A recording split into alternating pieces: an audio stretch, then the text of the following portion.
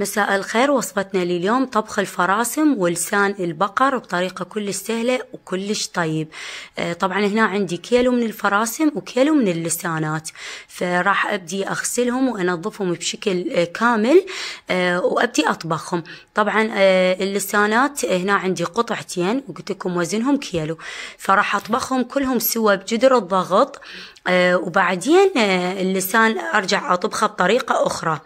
أول بداية راح أسوي إنه أثرم البصل مكعبات كبيرة وأنزل قطع اللسان والفراسم حتى يتحمصون عندي من الجهتين، وأني راح أطبخهم بجدر الضغط حتى أحصل على نتيجة مضبوطة ويستوون بشكل أسرع وما ياخذون عندي وقت. بعد انتو إذا ما متوفر عندكم جدر الضغط عادي بالجدر العادي، بس راح ياخذون وقت أطول.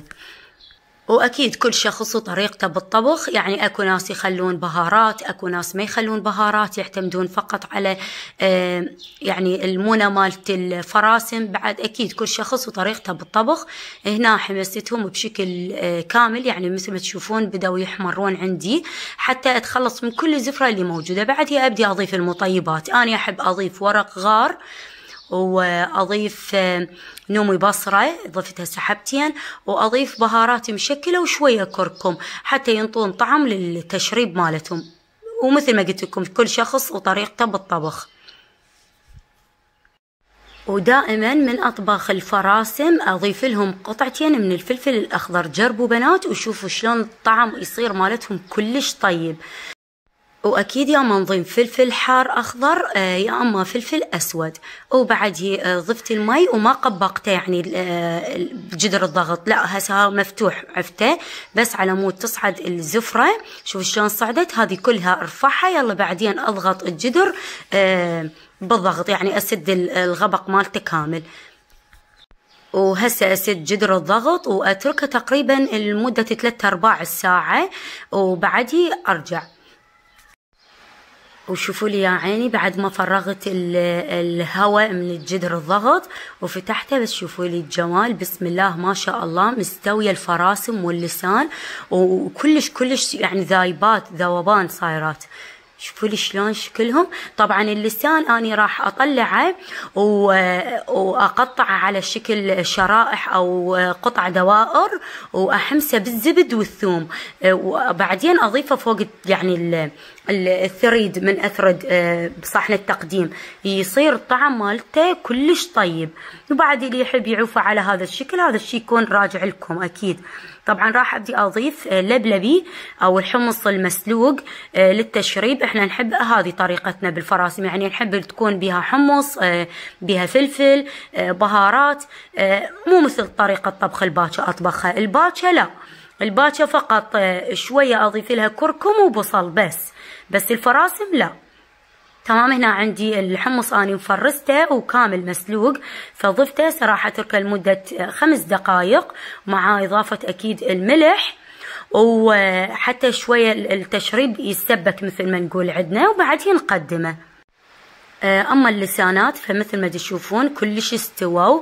طلعتهم هسه وهم حارين، يا اما تنقعوهم بمي بارد وبعد تشيلون الجلد مالتهم، يا اما هو يعني حار عادي. اذا تقدرون ارفعوا الجلد. هذا جلد اللسان ضروري ينرفع لان ما ينوكل. اول شيء قوي، وشغله ثانيه طعمه ما طيب، واصلا حتى منظره ما حلو. فدائما يعني أنا أرفع هذا الجلد مال اللسان، وبعد يا أما أفلسه وأسويه خيوط اللحم، يا أما أسويه دوائر مثل ما هسه راح أسوي، وأقليه بزبد وثوم، أو زبد وثوم ونعناع. يصير الطعم مالته خرافي بنات، كلش طيب نفس طريقة المطاعم وبعد أطيب. فهنا كل الجلد الزايد أرفعه.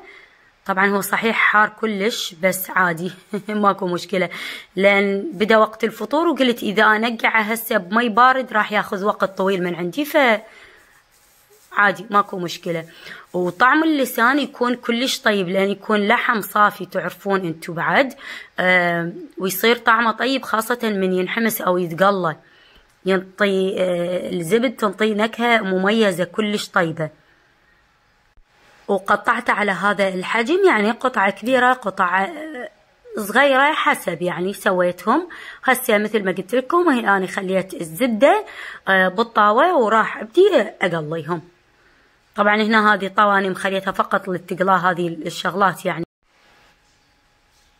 واذا تحبون مثل ما قلت لكم تضيفون ثوم وبراحتكم. انا ضفت الثوم مهروس يعني مسحت به اللسان وضفته، ومن احمر من جهه قلبته على الجهه الثانيه. هنا نحضر اكيد الثريد، لازم الفراسم او الباتشه يعني لازم ثريد معدل. الله وشلون يصير على الفطور وسبحان الله يعني بيومها من طبخت الفراسم، بيومها من صارت هذه المطره القويه كلش، فاجت فت يعني الفراسم ويا الجو البارد صارت فت شي خرافي.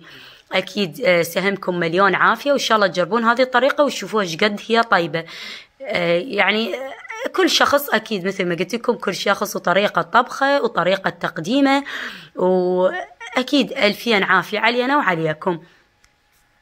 وهسه بديت اقدمهم بهذا الشكل، يعني سويتهم بصحن بلم او صحن كبير على هذا الشكل، ونقعت الخبز وضفت الفراسم، الفلفل الاخضر، الفلفل الحار، نوم البصره، كل شيء ضفت عليه. صار عندي بهذا الشكل. وايضا على جهه ثانيه خليت سوب او التشريب خليته بكاسه.